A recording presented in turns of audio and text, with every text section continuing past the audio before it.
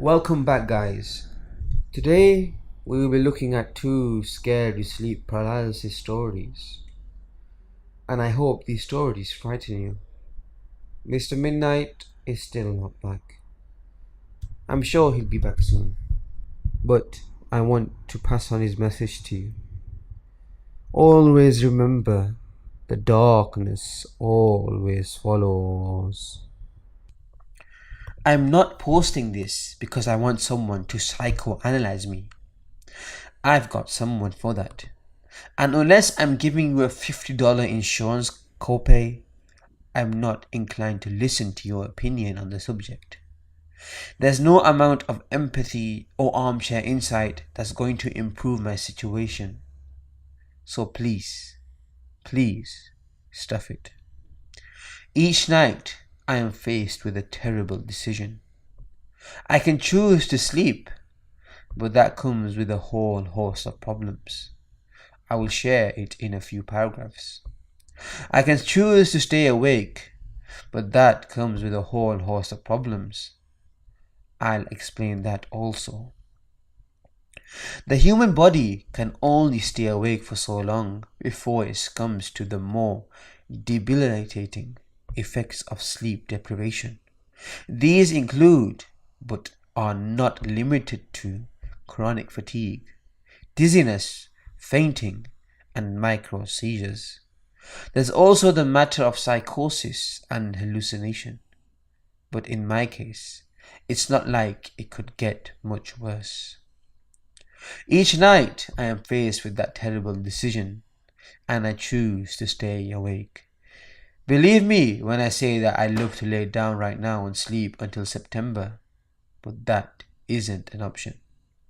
As is, I only sleep when my body refuses to obey my will. I crash hard, and that's where I am reminded of why I choose to stay awake. The sleep itself is fine. I fall asleep, and for a few blissful hours, I experience nothing. No dreams, no tossing or turning. Nothing. Well, that isn't entirely true. See, I have a bit of a problem in that department.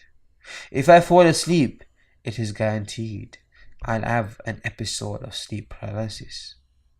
I wake to find myself completely immobile. I can neither move nor scream. As I am forced to lay there and view my ceiling, I hear her footsteps. The woman who haunts these episodes moves towards me slowly and uses my body as a canvas for tableaux drawn with fingernails and teeth. The bee cuts me to shreds. I feel each agonizing cut. I feel the wet smack of a bloody fist hitting my face as I am powerless to defend myself. I experience this sometimes for what feels like an hour. Then, without warning or hesitation, I find myself awake and in my bed. My room is empty and I'm able to get up and move around. If that were it, I think I'd be fine. Plenty of people have nightmares like this. Most people don't wake up with blood soaking through their shirt and flesh wounds on their chest, legs, and genitals. Trust me, you don't want to show up to an emergency room with a third-degree burn in the shape of a cigarette cherry on your genitals. If you should be so unfortunate as to find yourself in that situation, it would probably be unwise to tell the doctor that the psychotic bee in your sleep paralysis dream was torturing you, and that's why you are covered in cuts and burns. It isn't a mistake I've made twice. In fact, I have become quite adept at patching myself up so as to avoid rising medical costs and awkward conversations with the emergency room staff. My wife left me. She said she didn't want to live with a man that had no desire to care for himself. She's of the opinion that I'm harming myself, and has made no secret about the fact that she worries that I'll die before the divorce is finalized. She might stop by the house once in a blue moon to retrieve something from the basement, but she's out the door before I can even talk to her. I am tempted to change the locks. It's impossible to stay awake for days at a time without chemical assistance. Energy drinks come with a crash within a few hours. Before the onset of these episodes, I'd kill one a few hours before I wanted to fall asleep for just that reason. Caffeine is great for squeezing in a few extra hours, but I've got a prescription for something a bit more potent. I talked my psychiatrist into giving me modafinil. At base therapeutic dose, it promotes wakefulness in narcoleptics. At the dose I regularly use, it can keep me awake for almost a week at a time. It also does a decent job of getting me through some of the fatigue. The downside is I only get 60 pills a month, and I burn through them in a little under 10 days. It's not exactly something that has street value, so if I run out, I have to take my chances with other stimulants that are a bit easier to find. Mind you, I'm not some filthy drug addict. I'm not running around putting rails of meth up my nose or anything. But given the choice between physical torture and aging prematurely from prolonged wakefulness, it isn't even a decision. One is clearly better than the other. So what if the bags under my eyes had transformed into luggage? My wounds get to heal before I crash and a new round begins. I set up cameras in my bedroom. I shelled out a pretty penny to make sure they could record in night vision mode and everything. Despite this, I have no evidence that anything happens when I am sleeping, beyond the occasional murmuring in my sleep. Believe me, if I could prove that the bee was real, I'd probably have killed her by now, and we'd be having a completely different discussion. Sometimes I'll watch the footage and try to figure out when the dream is happening. This usually lasts for an hour at most before I am up on my feet and trying to avoid resting long enough to get comfortable. Even with the drugs, if I still for too long, I get drowsy if I've been up for a few days. As of right now, I've been awake for 4 days. It's getting hard to stay awake this long. I nod off for a half a second and jolt awake as my mind flashes to the staples that held my scrotum together after that bee came half an inch shy of making me a yunch. Even as I type this, I see the cigarette burn scars on the back of my hand, and that is enough to push me forward. The last episode was by far the worst. I had fallen asleep on my side. Naturally, I woke in that state. I think the bee liked that I could see her coming. In the dim light of the room, she moved across the carpet with her long red hair covering her face. I could barely make out her features, but I could tell that she was grinning as she pulled the straight razor from her side and sliced it across my cheek. My eyes darted around as she whispered, "Keep looking at me, and I'll pluck out your eyeball." She brought the edge of the razor dangerously close to my left eye as I desperately tried to escape from that terrible dream. Then, as quickly as she had sliced before, the razor found its way to my right forearm. She licked my blood off the blade and whispered, "Yep, tastes like bee." Something about her whisper seemed so familiar, but still I was distracted by the searing pain as she lit yet another cigarette and used my navel as her ashtray. At first, I was relieved when she walked away. However, to my horror, she returned with my prescription for modafinil and said, "These pesky pills are coming between us, John. I'll be sure to flush them on my way out." Her raspy whisper almost seemed chipper as she pocketed the pills and went back to running the edge of her blade along the contours of my skin, just heavy enough to on the touch to draw blood. This came to an end, as I predictably passed out, and woke to the sun shining brightly through my bedroom window. My pills were gone, and I had cuts on my face and arms. I had fresh burns on my abdomen. That was 4 days ago, and I'm at my wits' end. I finally broke down and bought some Adderall from a college kid in a desperate attempt to stay awake. It's about as effective as the modafinil, but comes with a bit more agitation and tardive dyskinesia. It's not going to be much good though. It's 4 in the morning and I've been awake long enough that I know a crash is imminent. I've already scoured the medicine cabinets for anything resembling a pill. Nothing. I even went down into the basement and searched my wife's belongings for anything I could use to keep myself occupied or sufficiently effed up. With the exception of a few hypodermic needles and vial of something called Nimbex, the most I could find was some of that caffeinated candy she likes so much. Dr. Snodgrass said if I showed up to another appointment when physical injuries, he was going to send me to an institution. At this point, I'd almost welcome it. As much as I hate those places and welcome the opportunity for someone far more qualified than myself to see what I have to deal with.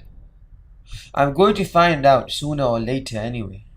I've nodded off 3 times while writing this. It's only a matter of time. The good news is that I found a pack of Marlboro in her things. It isn't like I'm that worried about my health anymore, and frankly, it's a welcome change of pace to smoke the cigarette instead of being burnt by it. The scent of the smoke triggers another flash of memory with each plume that billows from the cherry. I'll be seeing that evil bee soon. I know it. I know this terrible woman that haunts my dreams is nearby. I can almost smell her in the air. She's there. She always knows. She's watching, and there's no escape. I'm gonna go ahead and post this now. Don't expect any updates. Dr. Snodgrass was very clear about what would happen if I was injured again, and my appointment is at noon tomorrow. I've given him the recordings before. I'll give them to him again. Maybe they'll believe me when I'm strapped to a bed, and it still happens. Good night. Here's to hoping I don't wake up. I don't want to live like this anymore. My sleep paralysis isn't sleep paralysis. I was only 8 when I had my first sleep paralysis experience. I can remember clearly as well. I remember as if it was any other night. I did my usual routine before bed, take a shower, get in my PJs, brush my teeth. You know the drill. I went to bed and fell asleep very quickly. I remember thinking about how easy math homework was that night and how good dinner was, and I slowly dozed off to sleep. Then I woke up. I'm pretty sure it was around 1 o'clock in the morning. I tried getting up, which I couldn't. So I just laid there, not really scared, more or less curious. So about 2 minutes pass by, and then my walk-in closet opens, and something peeks out of it. I remember it having the head of a deer. Just the flesh was rotting off, and the bone was showing.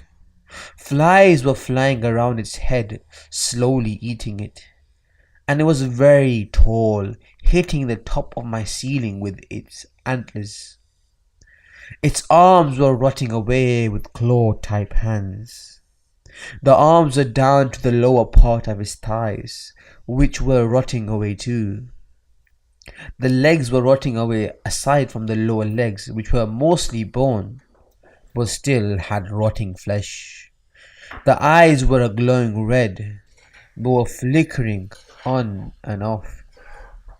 The thing slowly stumbled towards me like a drunk, and when it finally got to the foot of my bed, it put its claw on my leg and slowly scraped my leg up to my stomach, which caused me to scream, but I couldn't.